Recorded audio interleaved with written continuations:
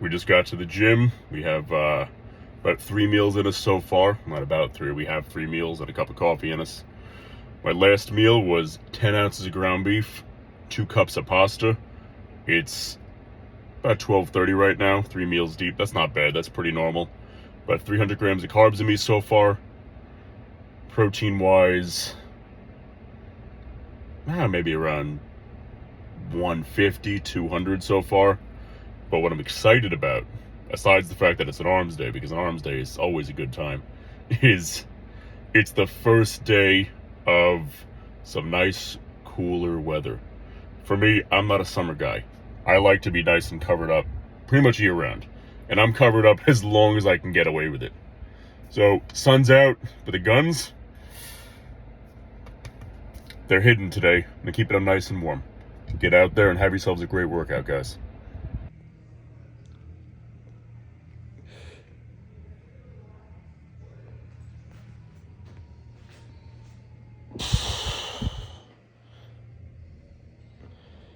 Down, I guess, if you will, of my arm days. So I'll start with the concentration curl, where I'm just sitting on the bench, really old school, leaned over, curling one arm at a time.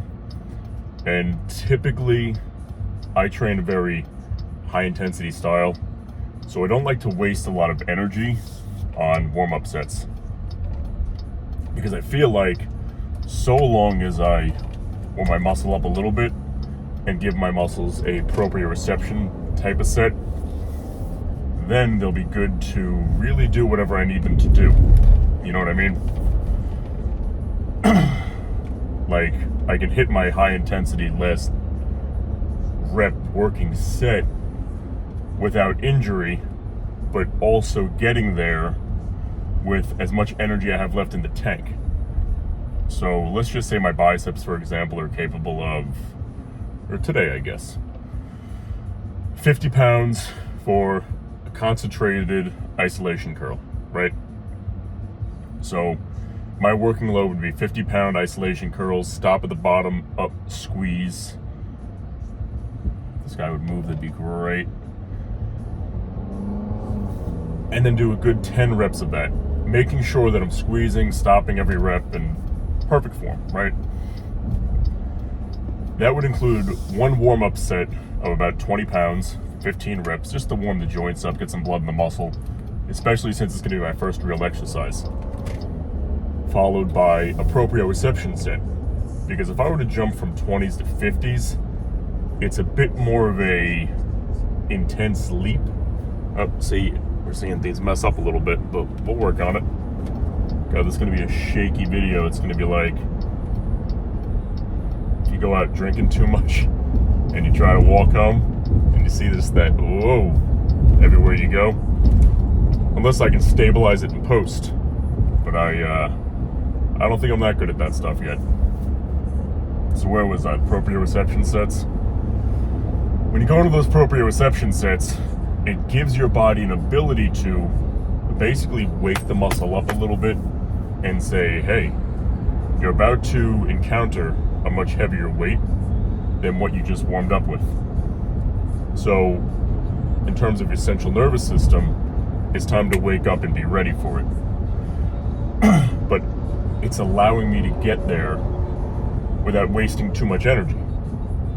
So if I hop from 15 reps of 20 pounds to 15 reps of 30 pounds to 15 reps of 40 pounds, go to my work set of 10 reps of, let's say, 50 pounds, even though my muscles are capable of those 10 reps, they might not have the energy left in them to really execute 10 reps. Not because the muscle is weaker, but because it's fatigued. So what those proprioception sets really allow me to do is get my muscles to where I want them to go, as safe as possible and as optimal as possible. Optimal training is really important because it allows me to push myself as hard as I can without wasting the energy. So, you see a lot of people who are really hardcore out there training and stop worrying about being optimal and blah, blah, blah. But the fact of the matter is that, Oh shit, we have construction.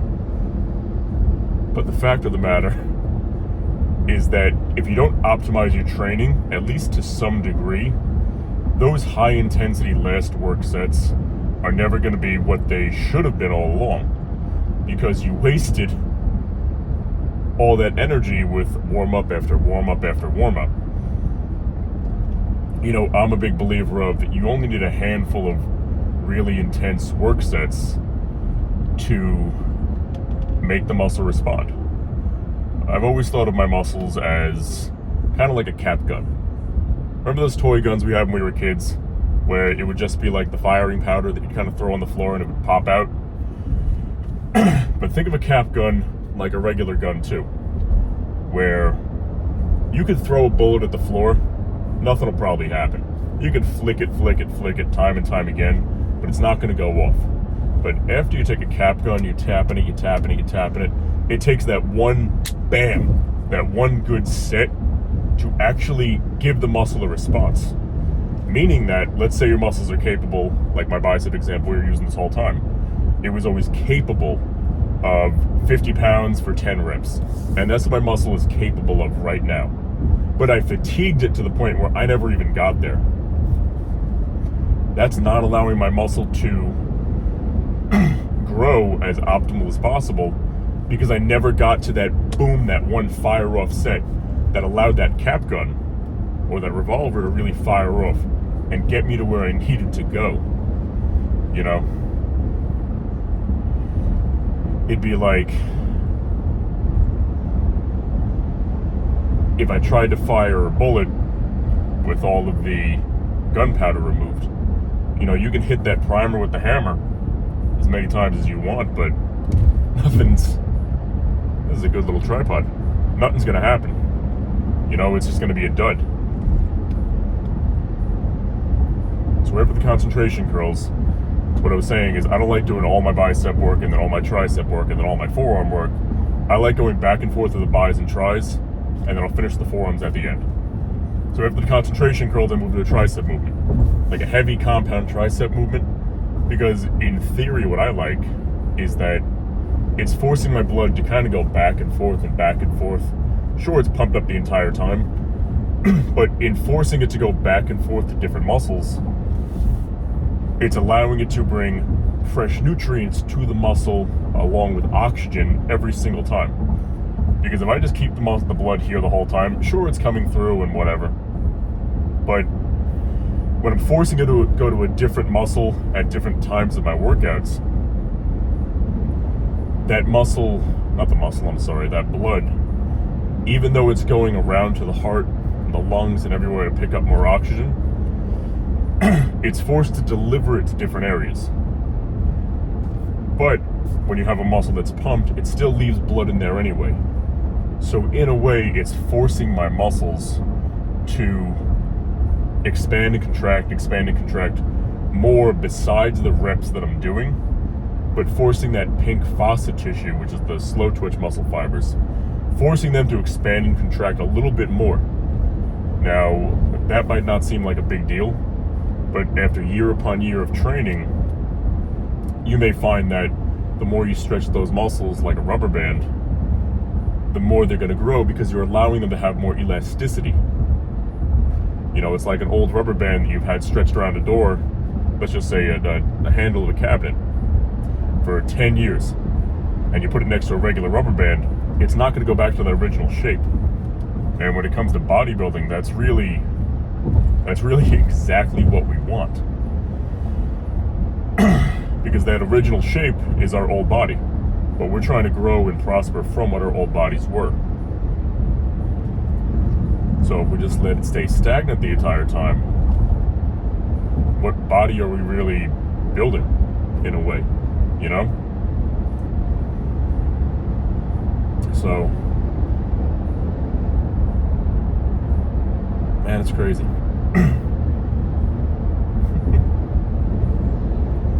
It's crazy how no matter what you eat prior to the gym, assuming your central nervous system isn't beyond toasted, like after a really heavy leg day or a really heavy back day, you should be leaving the gym fucking starving. You know, my last meal was at about 11:45. It's about 2 o'clock right now. I got to the gym a little after 12, something like that. I had 10 ounces of beef, 2 cups of pasta, but that's usually a good amount of food. Any red meat meals usually hold me over for quite a bit because of all the fats in them. However, I am fucking hungry right now. My next meal is going to be turkey. So I get back to the house, I'm going to have 8 ounces of turkey burgers, along with 2 more cups of white rice, and I put one of those turkey burgers on a bun. Sometimes 2 if I'm a little low on rice and to make enough rice. But I know that I set my rice cooker on before I left. So I'm gonna have fresh rice, fresh jasmine rice to be more specific. Get back home, set that up, slam a meal down, and hop in a shower because we got up today a little late. We slept in until about, fucking jerk off won't let me in. There we go. We slept in until about 6:30 today, which is crazy for us. That being said, there's still a lot to do today. A lot of good things, a lot of busy things, but a lot to do. So it's one of those days where my meals are forced to be a little bit closer together than normal, where I'll usually eat every 2.5, sometimes every 3 hours. But today it's going to be more of a 2 hour, 15-minute kind of day. Just because of where I need to be and where I've noticed that I'm going to be throughout the day based on where my meal timings line up, you know.